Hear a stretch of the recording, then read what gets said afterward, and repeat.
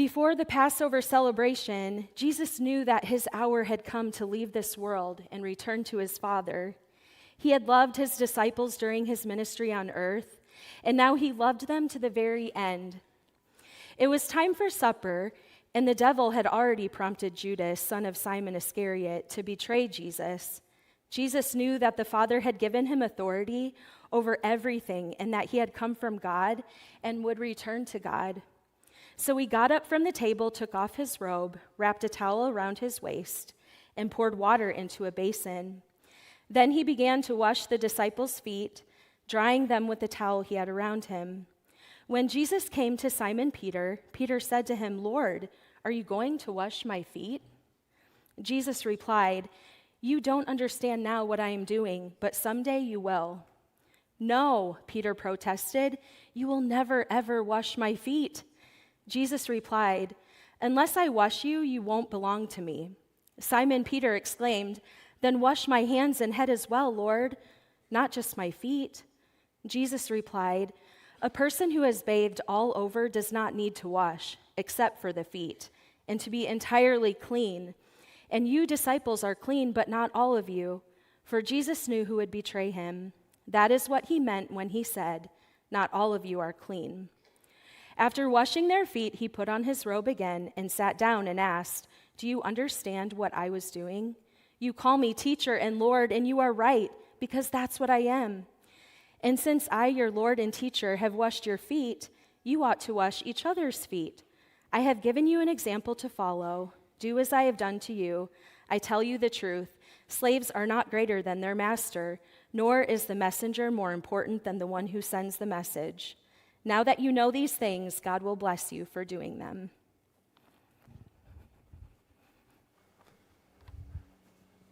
Well, thank you, Carissa, for reading that. So obviously today we're going to be looking at verses in chapter 13 of John. So last week, Todd kicked off our series, The Way, the Truth, and the Life, and it's not quite the second half, but almost half of the book of John.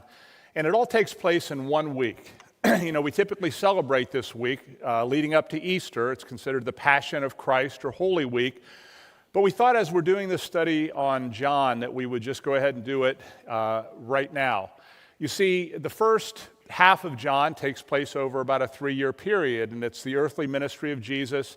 But the last part all happens in about a week, and Jesus is doing some of his most clear, intensive teaching in this last week of his life, because he knows he's got to prepare his disciples because he's going to be leaving, he's going to face his death, he's going to go to heaven, and he'll send back his Spirit, but he knows that they're going to be the ones that will build his church, that will start his church, and they need to be ready.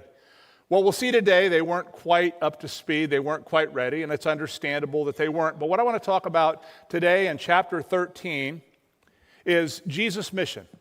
And the next 2 weekends, I'm talking this week and next week, about death of sorts. This week about the death of self. Because Jesus talks about unless we're willing to die, we cannot live. And unless we are willing to die to ourselves, we'll never be able to carry out the mission that he has given us. Next week, I'm going to talk about more the physical death. Jesus' clearest teaching on heaven and the afterlife. And I'm looking forward to that. So think about that. And you might want to read ahead and read chapter 14 next week, especially the first 6 or 7 verses of it. But let's go ahead and dive in, because this week Jesus is preparing his disciples, and he's addressing them using the example of washing of feet. Now let me just give you a little bit of context here. In the Gospel of John, it doesn't talk about the bread and the cup. It only talks about the foot washing at the Last Supper. In the other 3 Gospels, Matthew, Mark, and Luke, it talks about the bread and the cup, but not the foot washing. And you really have to look at all of these Gospels, that's what they're called because it's good news, Matthew, Mark, Luke, and John, kind of together to get the full picture, because they were recorded by 4 different men over a period of time. But they tell the whole story when put together. And so let me give you a little bit of background. There had been a little bit of a dispute that had arisen between the disciples because they still aren't quite getting it. They still see Jesus as a conquering king who's going to basically reestablish Israel and lay low Rome. Even though he's told them, my kingdom is not like that, they're still having a hard time grasping it, as we do, because it's not the way the world thinks. And so there's a dispute over, well, Jesus, when you establish your kingdom, can I be the Secretary of State and can I be the Vice President? Basically, can I have a position at your right and at your left? And Jesus is saying, well, let me show you and let me tell you what I'm talking about. And you have to go to Luke chapter 22, verses 25 through 27 to kind of get the full effect of what Jesus is about ready to show them and why. Jesus told them, in this world, the kings and great men lord it over their people, yet they are called friends of the people. But among you, I don't know how much clearer he could be, but among you it will be different. Those who are the greatest among you should take the lowest rank, and the leader should be like a servant. Who is more important, the one who sits at the table or the one who serves? The one who sits at the table, of course. Listen to this, but not here. I am among you as one who serves. Now, there's a little play on words here. He's talking about himself. I am among you as one who serves. But think about what he referred to himself as in the Old Testament when Israel asked him, what should we call you? And he said, I am. The great I am. The great I am in the person of Jesus says, I am among you as one who serves. You see, Jesus is standing on the doorstep of the greatest contradiction in history. That God would come to earth in the person of Jesus Christ, and he would die for his creation so that we wouldn't have to pay the price for our disobedience and rebellion. I mean, that's a contradiction because no king comes to serve, no king comes to be killed, and they still didn't get it. But really, if you think about it, no culture actually does get it. And today, when we look at this foot washing, it's a symbol of all of this. And what Jesus is trying to teach them is the way up is down. And that's a lesson we have to take away from this text with us today. The way up is down. You see, Jesus is illustrating what his purpose is. I think too much of life is like too many of our lives are like a cool machine. It's like this great machine that is really cool, it's pretty, it makes cool sounds, but it doesn't come with an owner's manual, so we really don't know what it's supposed to do. We don't know what it's for. And I think sometimes, if you think about the way most of us live, it's like we are trapped in some huge Xbox game and we don't know how to get out. I know nothing about Xbox, so some of you, is that even a thing anymore? I was going to say Nintendo, but I think that ship has sailed. But anyway, I was never even into that. But I thought I'd use a cool example to have some street cred with our younger group, the under 50 crowd today. And Solomon talked about it this way. He said, it's like chasing after the wind. Why do we live the way we live? To get the life we want. We go to the right schools. We get the right jobs. We make the right amount of money. We marry the right person. We have the right kinds of kids to get the life we want. But if we're not sure what the life we want is all about or why we want it, it's going to make no sense to us, which I think can explain how we as a culture have more than any culture has ever had. And yet we still don't know why we're here and we're less and less happy. Because I think what we realize at the end of the day, when we achieve those things, and again, there's nothing wrong with achievement. There's nothing wrong with pursuing goals and dreams. There's nothing wrong with that. But if those are the end in and of themselves, we're going to go, okay, here I'm sitting on a pile of money in the house I always dreamed of, and my kids are awesome, my wife's awesome, but I can't take any of this with me. So what was it really all about? Well, Jesus is going to answer that for us today. You see, because once you accept Christ, you really begin to understand what life is all about. You see, because the minute you accept Jesus and you make him the Lord of your life, you're handed an owner's manual. It's called the Bible, which is why we've titled this series, The Way, the Truth, and the Life. Jesus is the way, the truth, and the life, and all of Scripture points toward this week in history that we're talking about, and this person named Jesus Christ and his followers and the message that he was going to leave them before he left. And so today, we're going to look at what Jesus says life is all about. And what we're going to see is this. Life, according to Jesus, is about kneeling love. And we're going to look at two things. We're going to look at it's what Jesus lived for, and it's what he calls us to. So let's look first at this kneeling love. And I'm using kneeling love as what he did when he knelt down to wash the disciples' feet. He was modeling for them the kind of kneeling love, which is what our purpose in life as followers of Jesus is all about. That's our purpose. That was his purpose. That's the one he passes along to us. And it is that very purpose and that very ability for the disciples to ultimately grasp that they would kneel down low and serve others. That's what changed the world. That's what got Rome's attention. And from this small band of believers, believing in Jesus Christ who washed their feet, the world has changed forever. And there are millions and millions and millions and millions of us worshiping today. I just got to say, I got to ask the question, if you were going to create a religion, I mean, who'd make this stuff up and expect anybody to believe it? I've never thought of Jesus as a marketing genius. And yet he is the head of the largest enterprise that has ever existed on the face of the earth. But everything about what he told people should run them off instead of draw them in. It makes you wonder, is it really true? I think it is.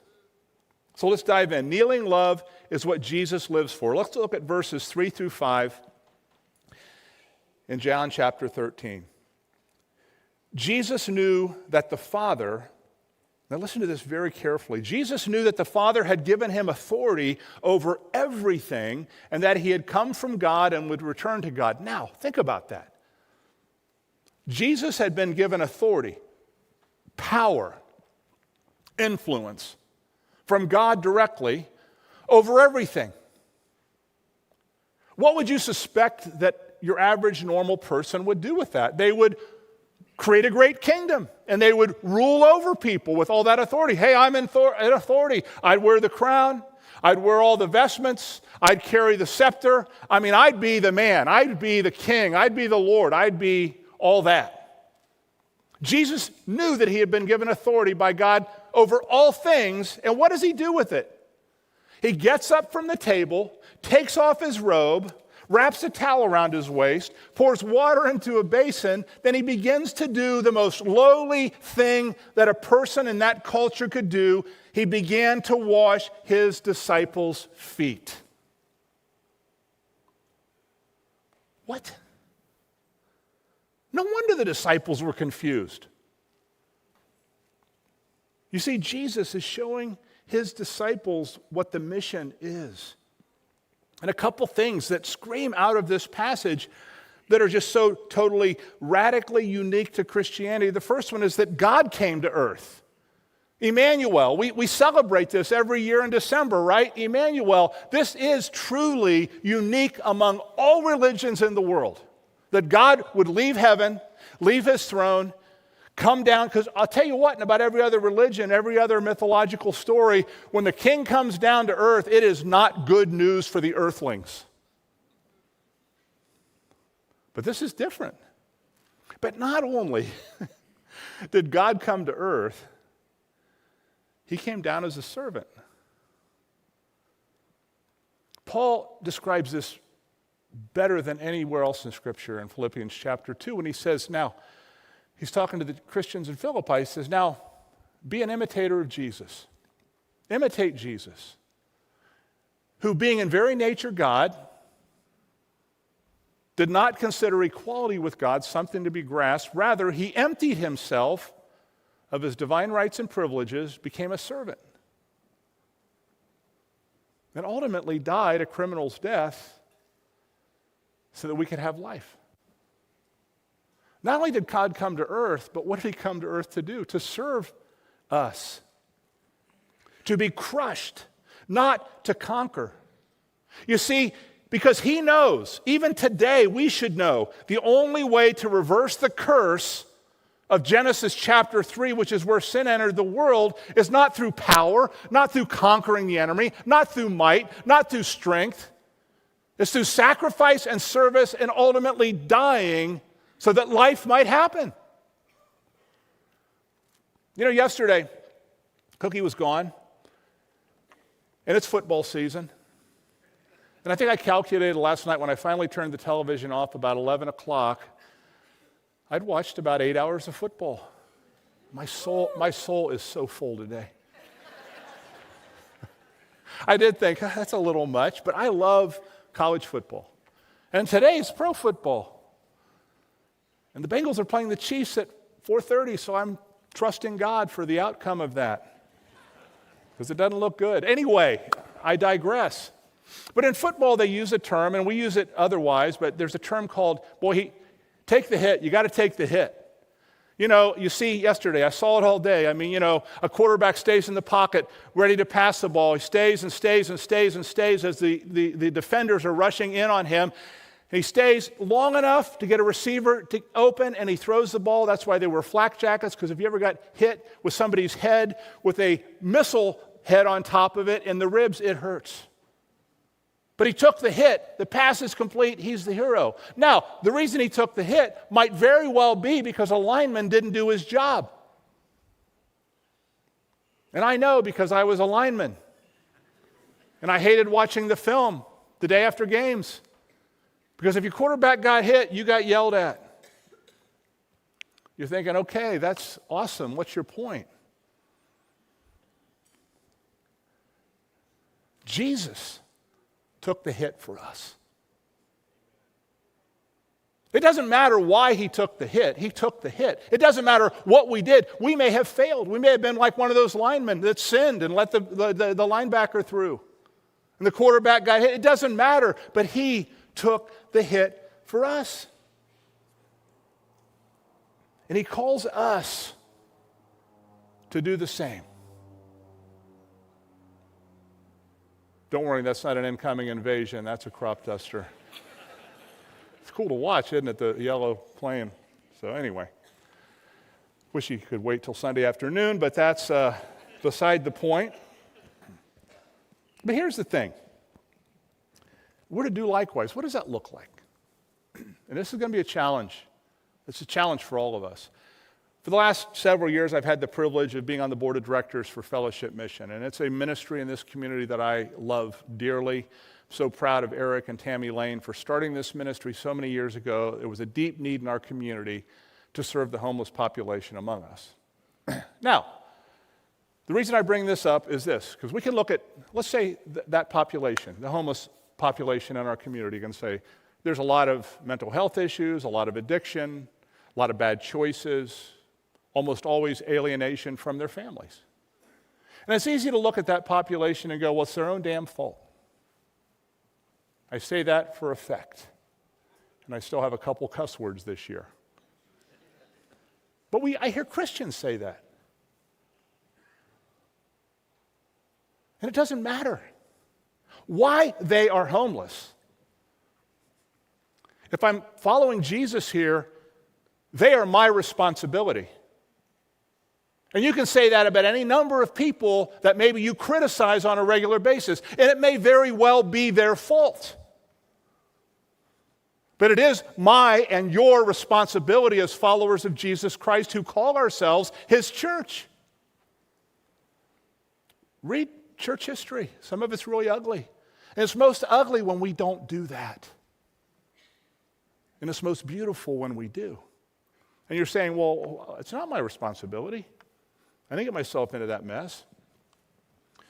Was it Jesus' responsibility that you chose to sin and he had to die for your sins? No, but he took the hit. He took the responsibility for that. You see, we live in a hit first or a hit back culture.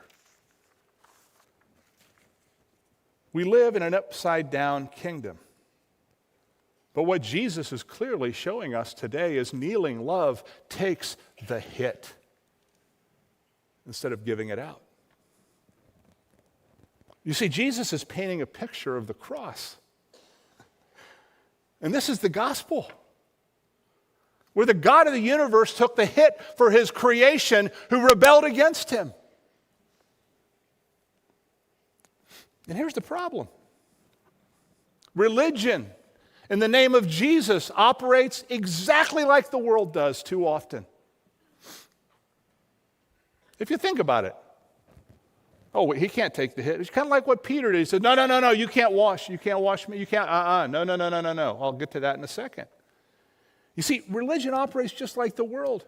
And why do so many people reject God? Because they feel rejected, shamed, unworthy, and they're mad at religious abusers. And I got to tell you, this county is full of it.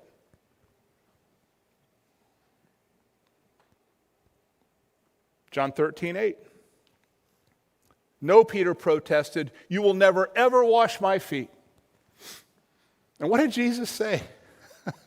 Peter, unless I wash you, you're not going to belong to me. In other words, unless I wash you, you'll never be clean. But don't we do the same thing? Really? We've grown up believing, I got to work hard to earn God's love. I got to quit sinning. I got to start this. I got to do that. Nothing wrong with those things, but not for salvation. The law is good, just not to save you. The law is good in that it can tell you how to live, but it's also good to show you need a Savior because you can't clean yourself up. So I would say quit trying to clean yourself up and surrender to the one who can clean you up. But I think that's part of why we have a hard time kneeling before those that God calls us to love. Because somehow or another we think we've earned the right to lord above them. Which is very normal and human, by the way, but this is not what we're called to. And here's part of our problem, why so many of us miss Jesus. I want you to listen to this very carefully because I don't want it to be misunderstood. If you want to find Jesus, quit looking up. Start looking down. Now, if you want to see God the King, you got to look up. But when he came to earth, he knelt before the lowest. He knelt before us to wash our feet. It was called dying on the cross. Because secondly, kneeling love is what Jesus calls us to in verses 14 through 17, where he says, and since I, your Lord and teacher, have washed your feet, you ought to wash each other's feet. I've given you an example to follow. Do as I have done for you. I tell you the truth, slaves are not greater than their master, nor is the messenger more important than the one who sends the message. Now that you know these things, God will bless you for doing them. Jesus knew the disciples weren't getting this, and so he's like, I know I'm going to be gone here soon. They have got to get this. You see, kneeling love, practically speaking, is about bringing shalom to those around us. Now, what do I mean by shalom? I don't know if you remember a few months back when we were doing this series on servanthood, and I talked about a passage out of Jeremiah 29 where Nebuchadnezzar basically enslaved the best and the brightest of Israel, brought them into Babylon, and they were going to be there for a very, very long time, 70 years. And they're like, this is our most dreaded and hated enemy. How could there be anything good come out of this? And they thought that maybe God would deliver them like he delivered Israel from Pharaoh through Moses. But instead, when God spoke to Jeremiah, he gave him some very, very unpopular words to pass along to the Israelites. He said, now that you're captive in Babylon, he goes, I'm not going to rescue you, not for 70 years. I'm not going to deliver you. What I want you to do is I want you to make yourself at home there. I want you to plant gardens and trees. I want you to build cities. I want you to have children. I want you to bless the land. And this had to be scandalous to the Israelites. They're like, what? We hate these people. I thought you hated them too. God said, do that, bring shalom to Babylon, but do not bow to their idols and respectfully resist their values. And I think we find ourselves in many respects in the same place, not nearly as intense as that, in our world today. If we're going to reach our communities, this is how we do it. By showing Jesus' love versus the world's love. Jesus' love says, I want the best for you. Worldly love, even the best of worldly love, says, I want the best for me. If I marry you, then I will be loved and I will be complete because you love me. And it should be just the opposite. Maybe this is why we have so many problems in our marriages. It's like we should go into a marriage, I'm here to love you, for you. And I want to help Jesus help you. Can you imagine how different some of your conversations this afternoon might be in your home if you had that attitude, that kneeling love kind of attitude in your own marriage? Well, it's fine out in the community, at work, and all that stuff, and at church, but not at home. Not at work. What if we showed, what if we became known as people of kneeling love, where we live, work, and play? Might make a big difference, and I'd probably do a lot less marriage counseling. And here's the irony about that. You're probably going to get more opportunities to advance into positions of influence than you can imagine if you would just make it about that, not about you and your advancement. Now, this is counterintuitive stuff, I realize. But when I encounter someone like this, I always walk away feeling better.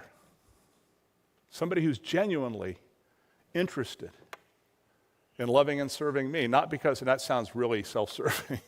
I love it when people serve me. No, I do. I actually do. But I mean, when somebody is with you and you feel valued, truly listened to, truly heard, truly seen, that's what we need. You see, when we really grasp what Jesus did for us and are amazed, like Todd talked about last weekend, are just completely amazed by this love, by this relationship, by this thing that God has done for us, something radical happens. And I want you to listen to this very carefully because I think this is really, really maybe at the heart of what Jesus was trying to teach here. When you really understand what Jesus did when he was washing the disciples' feet, you begin to realize this. You realize that you are nobody's creditor. Nobody owes you a thing. That instead you are everyone's debtor. Just try to wrap your brain around that for a bit. When you really grasp the reality of what Jesus is teaching us here, you realize you're nobody's creditor. Nobody owes you a thing. Instead, you are everyone's debtor. Because you're rich in Christ. And here's the thing. We really struggle with this one. The world owes us nothing. The government owes us nothing. People owe us nothing.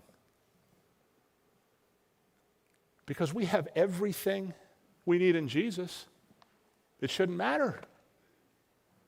And you know what? If we would do this for ourselves, here's what would happen to us. We would become unoffendable. Best book I've read in a long time was this little paperback that my sister-in-law sent Cookie and I think I've talked about it before. I think Brant Hansen's the guy's name. It's called Unoffendable. You should just read it. I mean, I'm telling you, I get no royalties for this thing because it's a cheap book anyway. It was so simple and so good. We spent so much time being offended.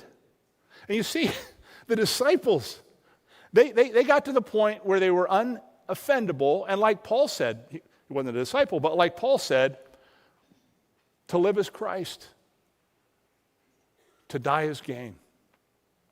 What do you do with somebody like that? The Romans didn't have a clue what to do with these Christians. They're like, yeah, we're still going to love your outcasts. We're going to love you, the Roman outcasts. We're going to set up hospitals and nurseries, and we're going to save the babies. It's mostly baby girls that you throw outside of the city to die because you don't want a girl. So we're going to take them in and we're going to raise them. And we don't care if you kill us. We don't care. Because we have everything we need in Jesus. So have at it. You don't owe me anything. No matter what you say, it's not going to offend me. Now, I realize you're like, you got to be kidding me. I know. I was just talking to a guy the other day about this. It's like when somebody comes at you and gets in your face, I mean, my first reaction is to like, no, you're not going to do that. The hardest thing in the world is just not be offended and to not get angry, to not get upset, to not let them get under your skin. Why let their problems and their anger and their issues become yours? Take the hit. Maybe eventually they'll stop and go, what is wrong with you? Well, let me tell you.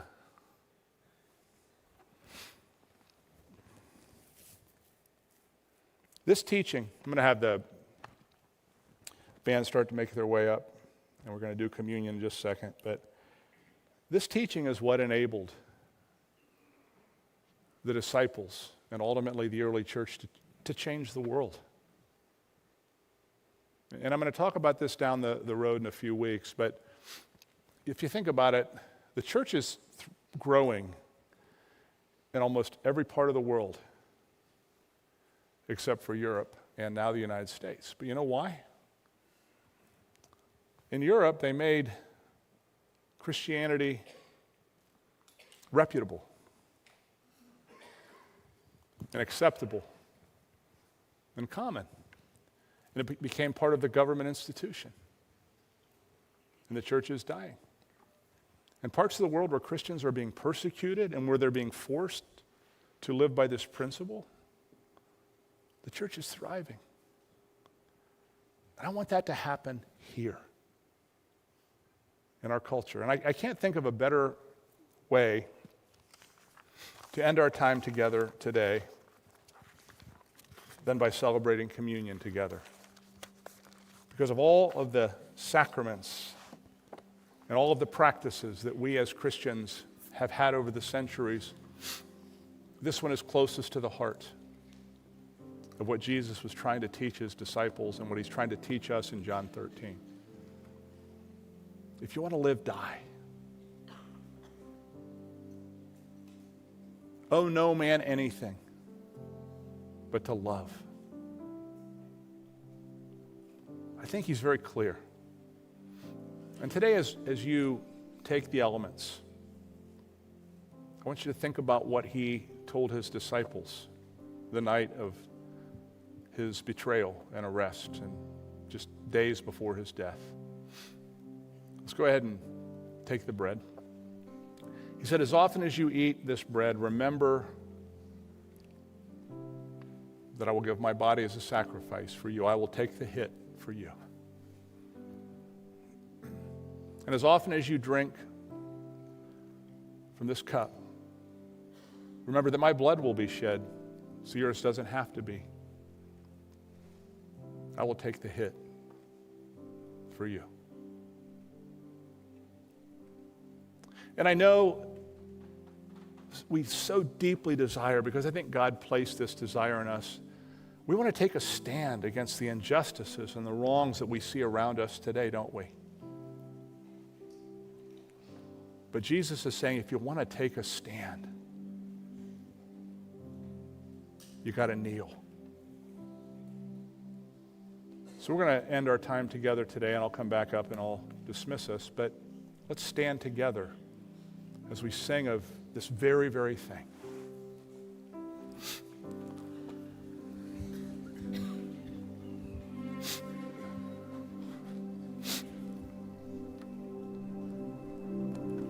You stood before creation, eternity in your hand. You spoke the earth into motion, my soul now to stand.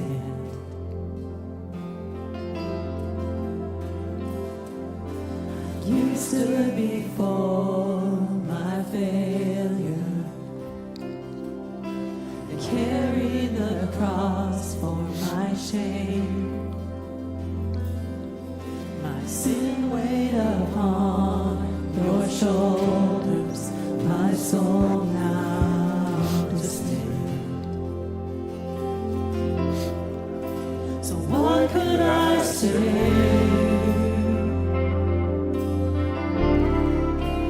What could I do? But offer this heart, oh God, completely to you.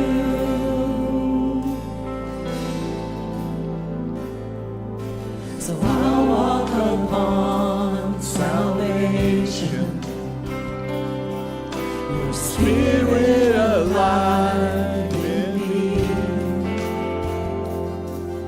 It's life to declare your promise, my soul now to stand. So what could I say?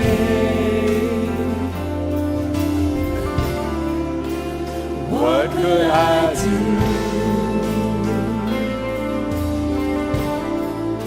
But offer this heart, oh God,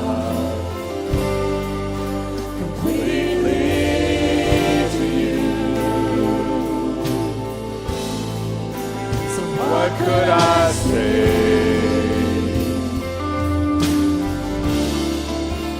What could I do?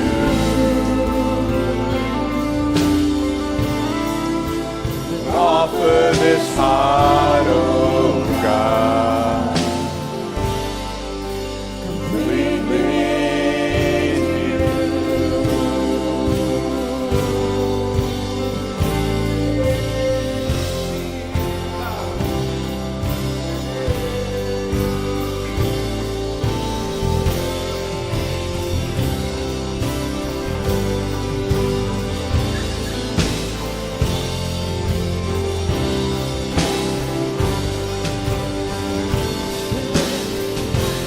I'll stand with arms high and heart abandoned in awe of the one who gave it all. I'll stand, my soul, Lord, to you surrender all. I am is yours. I'll stand with arms high and heart abandoned in awe of the one who gave it all. I'll stand, my soul, Lord, to you surrender all. I am is yours. I'll stand with arms high and heart abandoned in awe of the one who gave it all. I'll stand, my soul, Lord, to you surrendered all. I am is yours. All I am is yours.